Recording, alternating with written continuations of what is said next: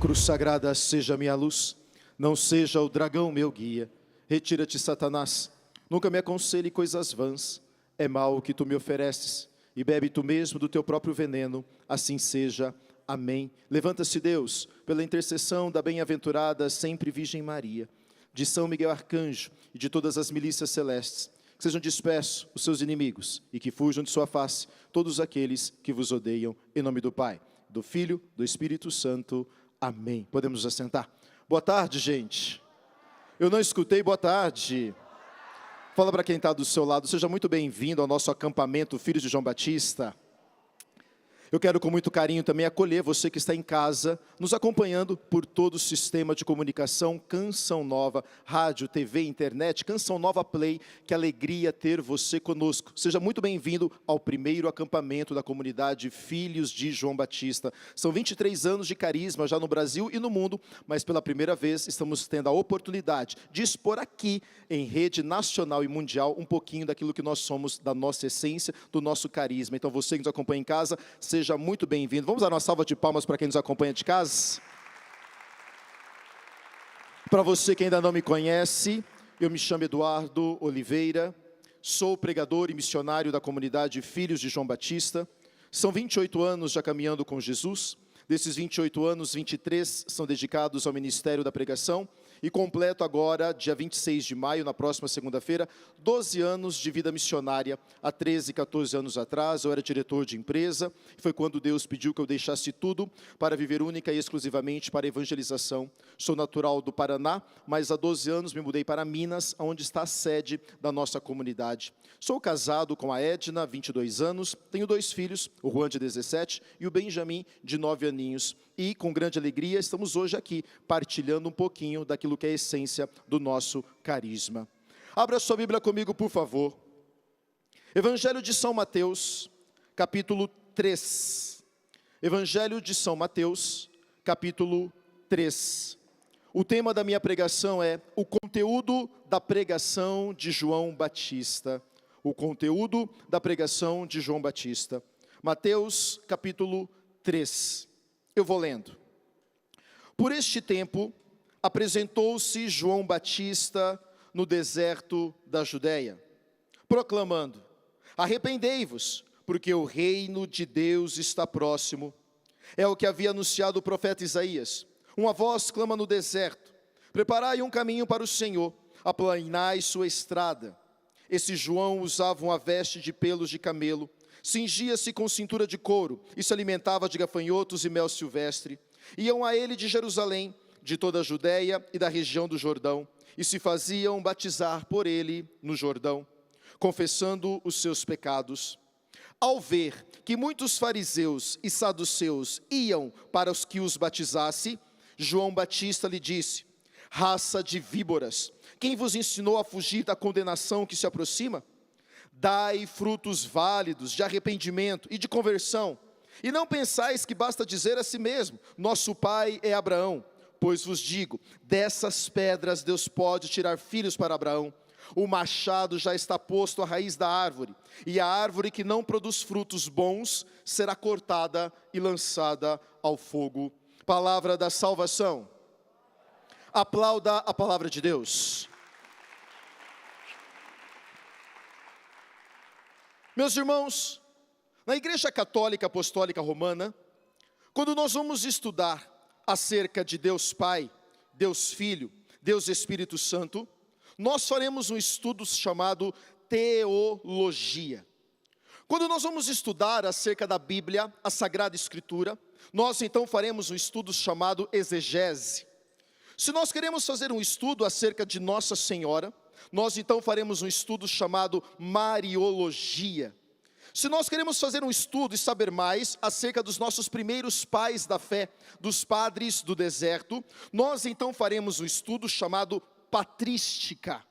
E quando nós vamos estudar acerca da segunda vinda de Jesus Cristo, é um estudo chamado Escatologia. Claro que nesta tarde nós não temos tempo para fazermos aqui um estudo ou uma aula de escatologia. Primeiro, porque eu não sou doutor no assunto e também não sou expert no assunto, para querer aqui nesta tarde, nesse tempo, destrincharmos tudo aquilo que abarca o assunto escatologia. Mas é fato que você não precisa ser um doutor, você não precisa ser um expert no assunto para você saber que uma verdade de fé da nossa igreja é: Jesus Cristo vai voltar. Repita comigo: Jesus Cristo vai voltar.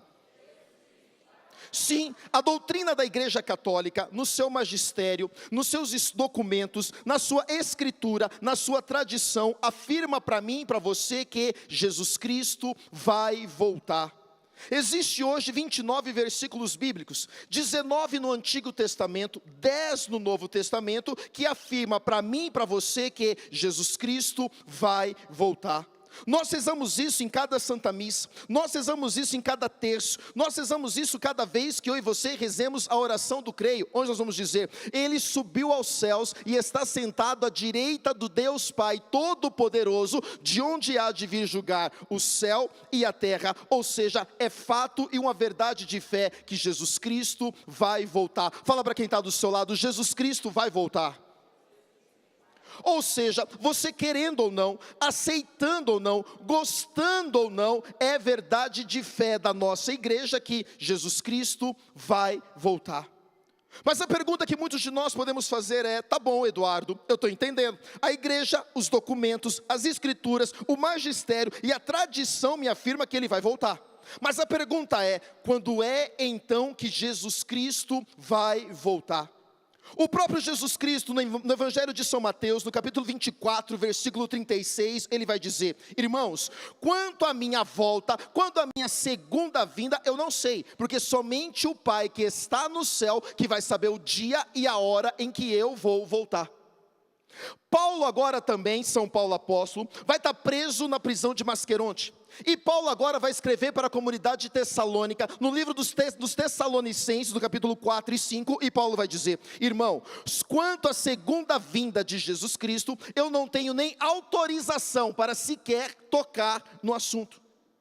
E a Igreja Católica também, na Sagrada Escritura, vai afirmar que se aparecer um vidente, um profeta ou uma pessoa afirmando o dia e a hora que Jesus Cristo vai voltar, que ele seja anátema. Ou seja, nós não sabemos o dia que Jesus vai voltar, nós não sabemos a hora que Jesus vai voltar, e isso somente o Pai que está no céu, nem Jesus o Filho, nem os anjos, ninguém sabe, mas somente o Pai sabe. Mas uma certeza eu e você temos, repita comigo: ele vai voltar. Então você precisa entender, se a certeza que nós temos que ele vai voltar, e nós não sabemos nem o dia e nem a hora de quando é que ele vai voltar, então nós entendemos que o ontem não existe mais, o amanhã não existe ainda, então a única coisa que existe para mim e para você é o hoje. Então pode ser que hoje ainda, até a meia-noite, o céu se abra, as trombetas toquem, e então nós vamos ver Jesus Cristo voltando sobre as nuvens para julgar a terra inteira com cetro de ferro. Quem me ouve, diga amém. Fala para quem está do seu lado: ele vai voltar. E nesta mesma discurso, nós então vamos chegar em João Batista, onde João Batista começa o seu discurso dizendo: ei, arrependei-vos, porque o reino de Deus está próximo. Ou seja, se o ontem eu não tenho mais, se o amanhã eu não tenho ainda, e a única coisa que eu tenho é o hoje, e João Batista está dizendo: o reino de Deus está próximo. Então hoje é dia de eu e você sermos mais santos, hoje é dia de eu e você nos arrependermos, hoje é dia de nós nos convertermos, hoje é dia de ser melhor pai, melhor filho, melhor marido, melhor esposo, melhor patrão, melhor funcionário. Por quê? Porque pode ser que hoje até meia-noite eu e você encontraremos com Jesus Cristo. Eduardo, mas você está querendo dizer que Jesus vai voltar hoje? Uma coisa é, o ontem não tem mais, o amanhã não existe ainda, e se ele vai voltar, pode ser que ele volte ainda hoje. Então é fato que ainda hoje nós podemos encontrar com Jesus, porque ele veio ou porque nós fomos a ele. Quem me ouve, diga amém. Ou seja, Jesus Cristo vai voltar. Quando nós não sabemos, pode ser que ainda hoje, ou porque ele veio, ou porque nós fomos para ele. Mas a pergunta é: como é que ele irá nos encontrar? Fala para quem está do seu lado: como é que Jesus vai te encontrar hoje? Como é que será que Jesus nos encontraríamos? Porque infelizmente hoje nós vivemos numa geração que não se fala mais da segunda vinda de Jesus. Vivemos hoje uma geração de pessoas que não se fala mais sobre céu, inferno, purgatório. Vivemos hoje uma geração, essa sociedade pós-moderna, que não quer mais saber de Deus. Pelo contrário, o discurso dessa geração pós-moderna é: não nos fale de Deus, não queremos saber de pecado, muito menos venha para nós com esse discurso de culpa, que gera arrependimento, porque nós não queremos nos arrepender, porque o que importa na vida é ser feliz. Vivemos hoje uma geração que diz: não venha com esse discurso de querer dizer que casamento ele é eterno. Não venha com esse discurso de querer dizer que sexo é só para depois do casamento. Vivemos hoje uma geração que vive como se só existisse o hoje, como se só nos bastasse o hoje. E João Batista é essa voz que clama no deserto dizendo: não, o reino de Deus está próximo, arrependei-vos, convertei-vos. Fala para quem está do seu lado: você precisa se arrepender e converter. Horrível, fala para quem está do seu lado: você precisa se converter e se arrepender. João Batista vai dizer: o reino de Deus está próximo. Mas hoje é uma geração que não quer mais saber de Deus. Vivemos hoje uma geração que diz: não, o que importa na vida é ser feliz. Então não nos venha com esse discurso de um Deus castigador, de um Deus punitivo. Afinal de contas eu rezo quando eu quero.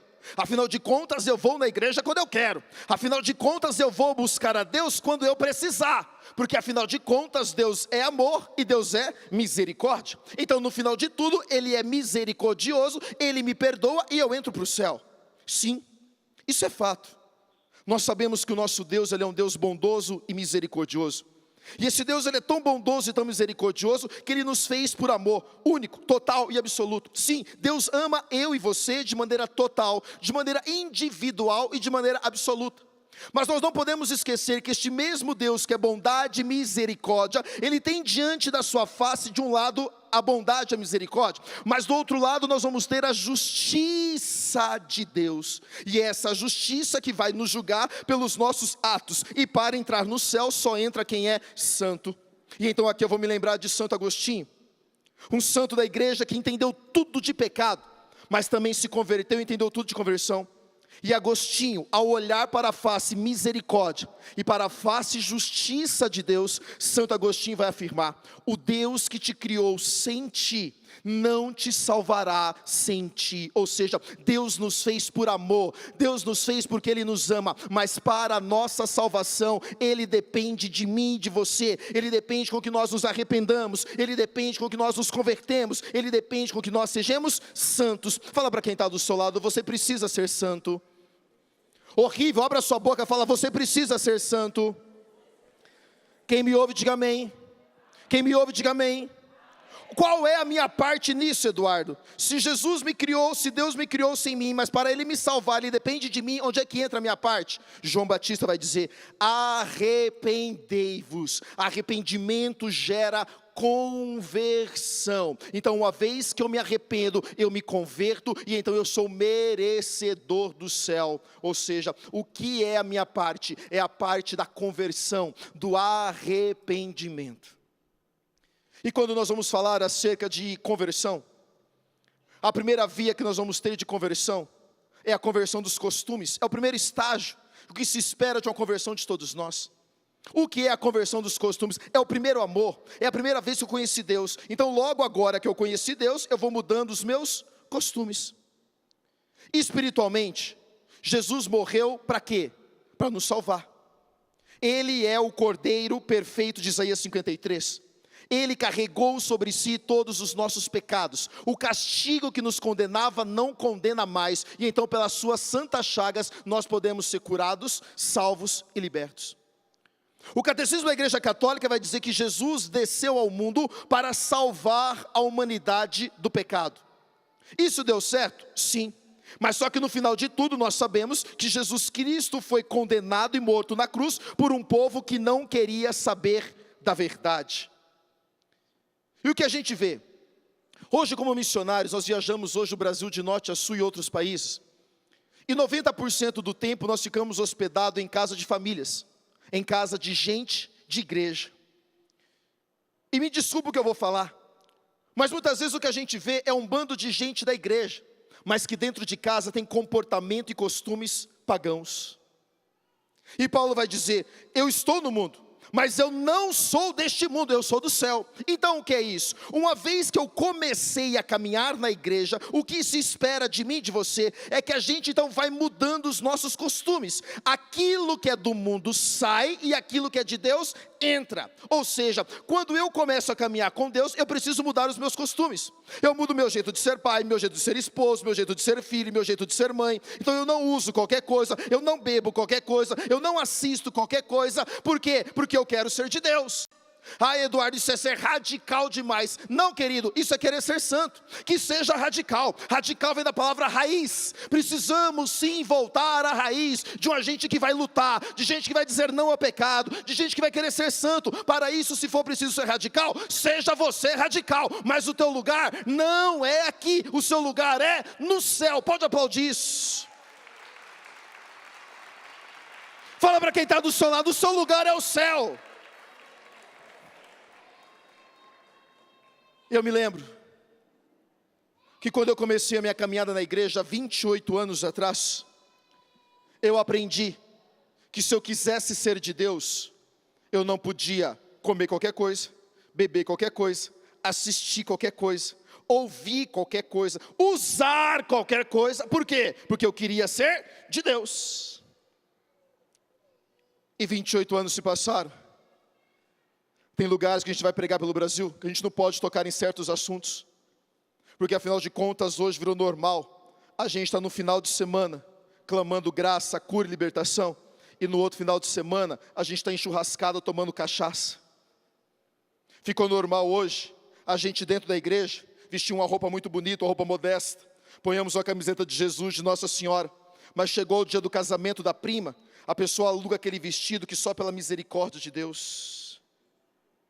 Ficou normal hoje a gente ser da igreja, mas a gente ficar assistindo novela. Ficou normal a gente ser da igreja, mas a gente ficar dando celular para os meninos de 5, 6 anos de idade.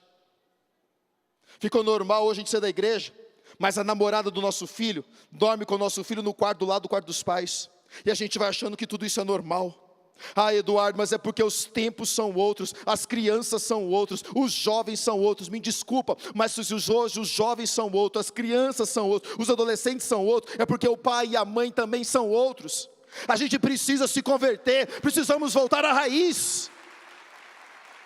Então agora ficou normal o pai e a mãe socar celular na mão do filho de 5, 6 anos, porque é a única forma que ele tem de me deixar em paz, é a única forma que ele tem de me deixar sossego.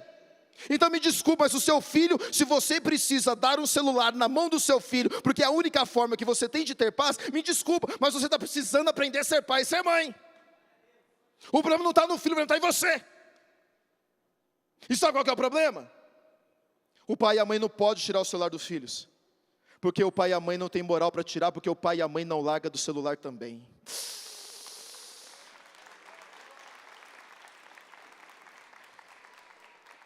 É normal a gente ser da igreja, mas participar de grupinho de WhatsApp, que recebe conversinha e piadinha de duplo sentido. O que é isso? Relativismo. Vivemos hoje um relativismo, onde tudo agora é relativo, onde não existe mais agora uma verdade, tudo depende de um ponto de vista. E o que é isso? É o pecado entrando na nossa vida sem a gente perceber. Ah, mas é porque não tem uma verdade absoluta. Existe uma verdade absoluta sim, para mim e para você que somos cristãos, para mim e para você que caminhamos com Jesus Cristo, para mim e para você que acreditamos em Jesus. Existe uma verdade sim, e essa verdade não é um pensamento, essa verdade não é uma filosofia, essa verdade não é uma teologia, essa verdade ela é uma pessoa chamada Jesus Cristo. Fala para quem está do seu lado, você precisa se converter. O que é isso? Conversão dos costumes. Paulo vai dizer, irmãos, o pão que celebramos no altar do Senhor não é comunhão com o pão do Senhor? Sim, Paulo vai continuar: irmãos, o sangue que celebramos no altar do Senhor não é comunhão com o sangue do Senhor? Sim, Paulo vai dizer: portanto, eu vos proíbo a comungar do pão do corpo do Senhor e do pão e do cálice dos demônios, porque não pode. E Paulo vai dizer: mas você pode me dizer, mas eu posso tudo. E Paulo vai dizer: mas nem tudo me convém, ou quereis aplacar a ira de Deus sobre você. O que é isso? Se eu e você queremos caminhar com Jesus, precisamos sim nos converter, mudar os costumes, aquilo que veste, aquilo que assiste, aquilo que bebe. Não dá mais para assistir, beber, ouvir qualquer coisa. Fala para quem está do seu lado: você precisa se converter. Horrível. Fala para quem está do seu lado: você precisa se converter. Qual é o discurso de João Batista? O reino de Deus está próximo, arrependei-vos. O primeiro nível de conversão é conversão dos costumes. Fala para quem está do seu lado: você vai ter que se converter mesmo. O que veste, o que assiste, o que ouve, não dá. Aí, Eduardo, isso é radical demais. Não, minha gente, isso é santidade. Isso é santidade. A nossa comunidade trabalha com dependentes químicos. E muitos dos rapazes que chegam para tratar com a gente, chegam dizendo que começaram o vício, bebendo um golinho de cerveja na festa de Natal, de aniversário, dentro de casa com os pais. Que foram avançando por outras drogas, e hoje estão lá em tratamento conosco. Tá bom, Eduardo, mas a Bíblia não condena a bebida alcoólica. Você está certo. Existem versículos bíblicos que condenam a bebedeira. Mas qual é o discurso aqui? Se a sua família não merece que você fique sem beber, você não merece a família que você tem. Nós não bebemos, por quê? Porque eu quero ser exemplo para os meus filhos, porque eu quero ser santo, e no céu só entra quem é santo. Fala para quem está do seu lado: você vai ter que se converter. Não dá para assistir qualquer coisa. Eduardo, só novela? Não, novela também. Qual é o problema de novela, Eduardo? É só saber filtrar. Fala para quem está do seu lado: vai filtrando. Toda novela, o enredo é o mesmo. É a moça, a mulher, coitada, sofrida, judiação dela, é uma boa mãe, uma boa dona de casa, boa esposa, mas é sofrida a judiação. Ela é casada com um marido que não vale nada. O marido não honra ela, o marido é um cafajeste. Aí essa mulher sofrida começa a ir na academia. Na academia vai ter lá o profissional, o bonitão. E o profissional, ao contrário do marido, é extremamente o oposto do marido dela. Esse profissional, ele é bonitão, ele é carinhoso, ele é gentil, ele é educado, ele é um gentleman. E o que acontece? A gente começa a torcer para a mulher sofrida ficar com um personal bonitão, porque afinal de contas ela merece ser feliz. O que é isso? A gente começa a torcer por um adultério. E quem é cristão, primeiro, não assiste novela, e segundo, mesmo se assistisse, deveria torcer para que esse marido cafajeste se convertesse, conhecesse Jesus, fosse o melhor marido, o melhor pai, e passasse a amar e honrar a sua família, não para ela trocar de marido. Fala para quem está do seu lado: você vai ter que se converter mesmo. Repita comigo: conversão dos costumes. Eduardo, assim, graças a Deus, de tudo que você está falando, eu estou fora de tudo, graças a Deus. Assim, desde que eu comecei a caminhar com Jesus, diga amém. Desde que eu conheci Jesus, diga amém. Eu não assisto qualquer coisa, eu não ouço qualquer coisa, eu não uso qualquer roupa, eu não bebo. Eita glória, eu vou para o céu? Não. Por quê? Porque você é chato, pirracento, chiliquento, barraqueiro, fofoqueiro, invejoso. Você é arrogante, você não é carinhoso, você é grosso. Então, ou seja, você se converteu nos costumes, mas agora você precisa se converter no seu caráter, porque defeito de caráter também é pecado. Ou seja, a primeira via é convertir nos meus costumes. Então agora que eu não bebo mais, eu não fumo mais, não assisto qualquer coisa, agora eu preciso produzir virtude virtudes e mudar o meu caráter. É aquilo que a Bíblia vai dizer. Quando um demônio sai de uma casa, eu preciso ocupar esta casa. Senão esse demônio vai, busca outros 7 e volta a habitar esta casa. Então o que é isso? Uma vez que eu abandonei pecados, eu agora preciso produzir virtudes para ocupar esta casa, para que este demônio que saiu não volte com mais 7. Quem me ouve, diga amém. Vamos entender. É muito mais fácil, teoricamente, exemplo, eu deixar de trair a minha esposa é mais fácil, e é muito mais difícil eu ser um marido mais carinhoso, mais gentil, que leva café na cama, que manda buquê de flor, que tem paciência, que dialoga. Conversão dos costumes. Parei de trair a minha esposa, agora eu vou produzir virtudes, eu vou ser mais carinhoso, mais gentil, mais amoroso, mais paciente, vou dialogar. O que é isso? Conversão de caráter, produzir virtudes. É muito mais fácil para a mulher não usar mais qualquer roupa. Eu conheci Jesus, agora então não uso mais qualquer roupa, agora eu só uso roupa na modéstia, só a camiseta de Jesus, de Nossa Senhora, roupa comportada, eita glória! Mas é muito mais difícil essa mulher controlar a língua, saber a hora de falar, saber a hora de não intrometer as coisas, ser mais carinhosa, ser mais gentil, melhor mãe, melhor mais esposa, mais sábia. Então o que é isso? Conversão do caráter. Então me desculpa, mas tem um bando de gente dentro da igreja, que a camiseta de Jesus está legal, a camiseta de Nossa Senhora está até legal, chegou o dia do seu encontro, chegou o dia do seu grupo de oração, você mexe a camiseta de Jesus, de Nossa Senhora, e aí você vem para o grupo de oração, você vem para a igreja, e aqui você diz, pelo rei, pelo reino, eu não posso parar, enquanto há fogo queimando. E aqui você beija todo mundo, você abraça todo mundo, mas quando você chega na sua casa, você é pirracento, você é chiliquento, você é mimizento, você é vaidoso, você trata a sua família inteira mal, e a sua família não vem para a igreja, não é por culpa de Deus, é por culpa sua, que ainda não se converteu dentro de casa.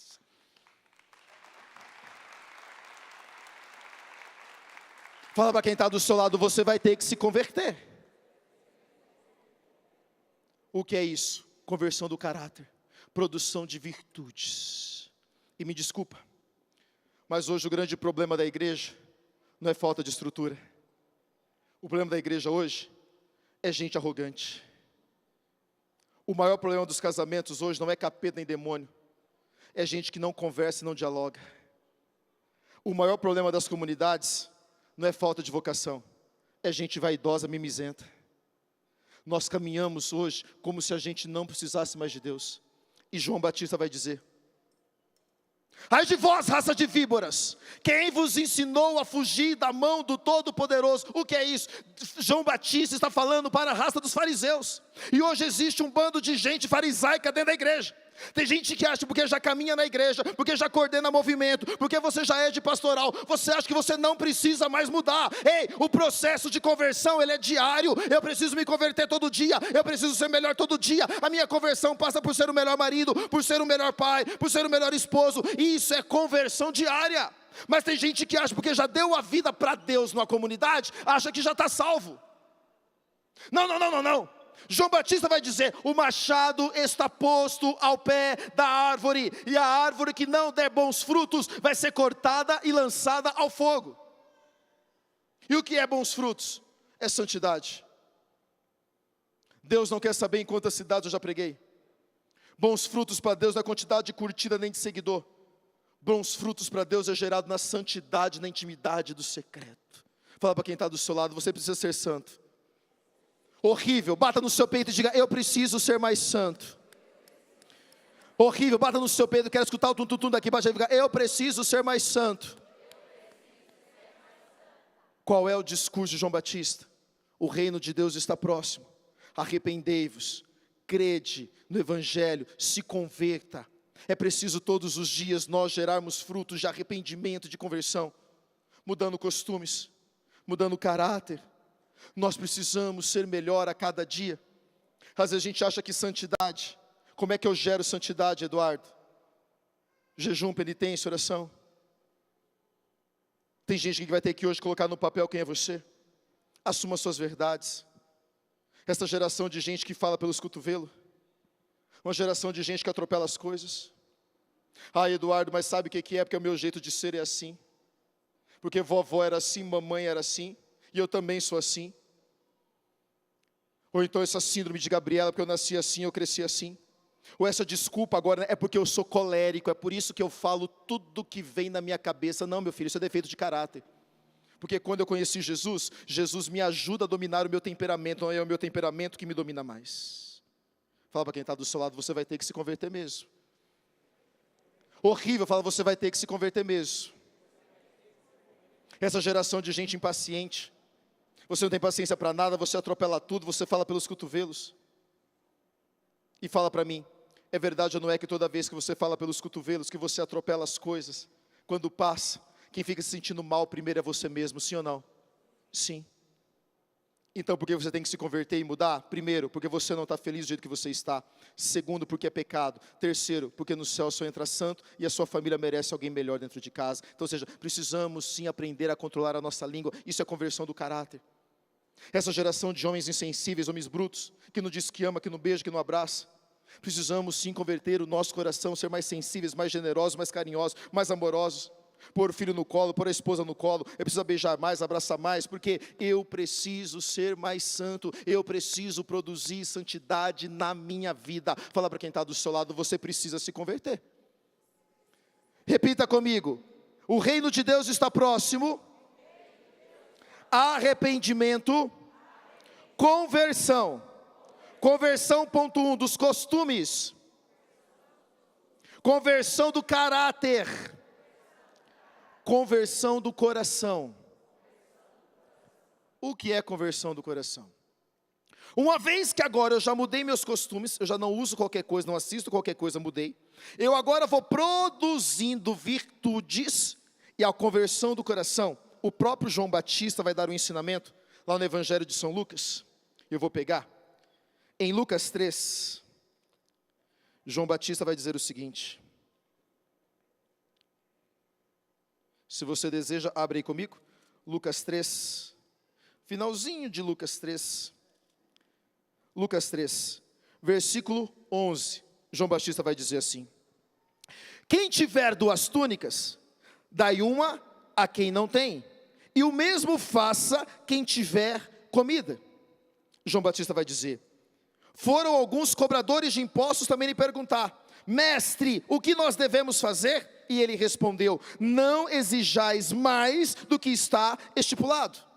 E então foram também alguns policiais e lhe perguntavam: e nós, João, o que é que nós temos que fazer? E João Batista respondeu: não maltrateis, nem denuncieis ninguém, e contentai-vos com o vosso pagamento. Uau, veja, João Batista dá 3 ensinamentos. Quem tem 2 túnicas, dá uma a quem não tem. Quem tem comida, dá também a quem não tem. Para os cobradores de impostos, ele diz: ei, não cobrais mais do que foi estipulado.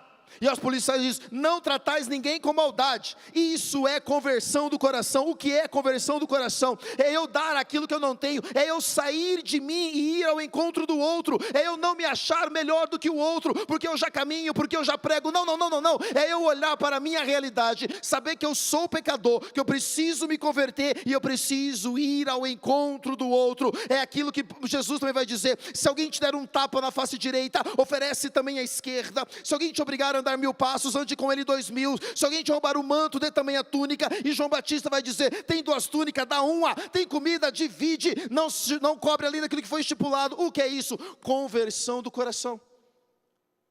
Mas agora a pergunta é: se a gente não consegue ser melhor dentro de casa, como é que a gente vai amar aquele que está fora de casa?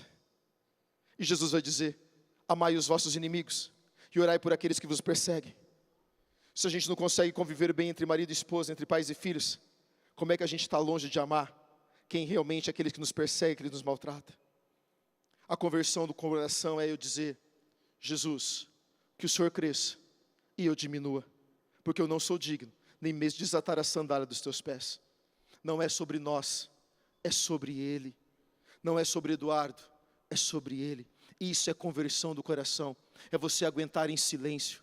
É você aguentar humilhação, rejeição, perseguição. Aguenta tudo em silêncio, porque o justo não se justifica. E quem te chamou te conhece, e Deus vai honrar no final. Pode custar, pode demorar, mas Ele vai te honrar no final. Isso é conversão do coração. É você suportar tudo em silêncio, sabendo que aquele que te conhece, aquele que te chamou te conhece. E enquanto você sofre em silêncio, você está produzindo frutos de santidade. Fala para quem está do seu lado, você precisa se converter. Horrível, fala para quem está do seu lado, você precisa se converter.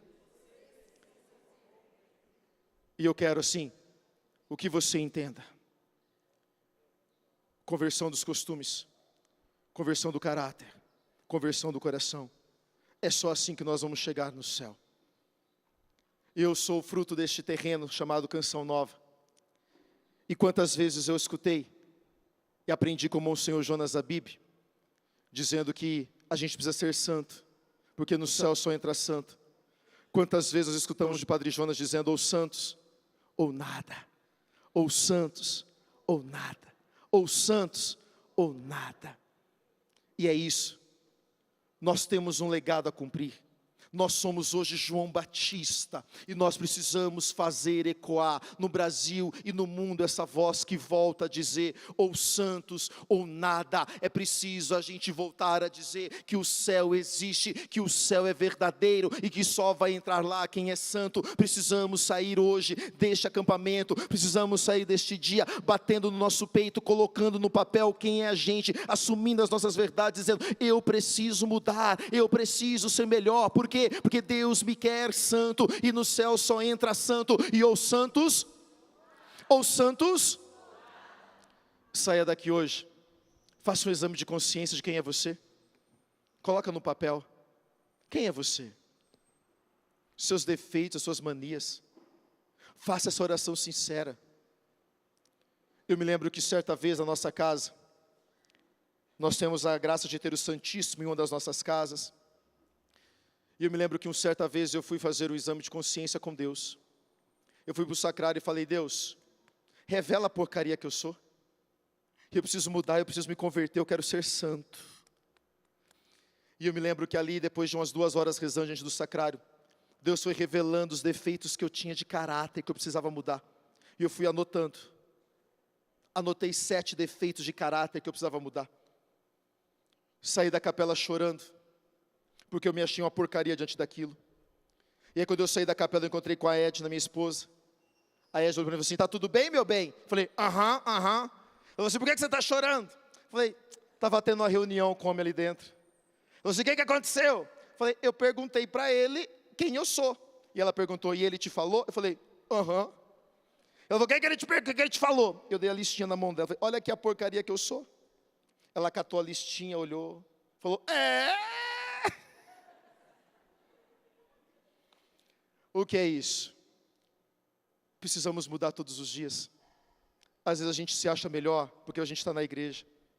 O discurso aqui é para quem está fora da igreja, sim. Mas o primeiro motivo da minha pregação aqui é pregar para quem está dentro da igreja. Precisamos olhar para as nossas verdades. Seja você coordenador, coordenadora, pregador, músico, ministro, membro de comunidade. Nós não podemos estacionar. Aqui não é o nosso lugar. Precisamos ser santos todos os dias. Precisamos voltar à nossa caminhada. A caminhada não pode parar. Até nós morrermos, nós precisamos lutar por sermos santos. É todo dia, todo dia, todo dia, todo dia, todo dia. Até a hora então que nós vamos para Ele, ou Ele virá até nós. Pode aplaudir isso em nome de Jesus.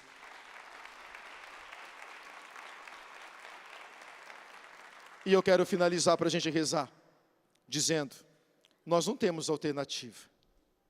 É santos ou nada. Não dá mais para voltar. Não dá mais para a gente poder parar. Precisamos converter todos os dias. Olhar para as nossas verdades. Olhar para quem nós somos. Mudar comportamento. Mudar costumes. Mudar caráter e mudar o coração. É assim que nós vamos ser santos. Amém. Fica de pé, dá uma salva de palmas para Jesus.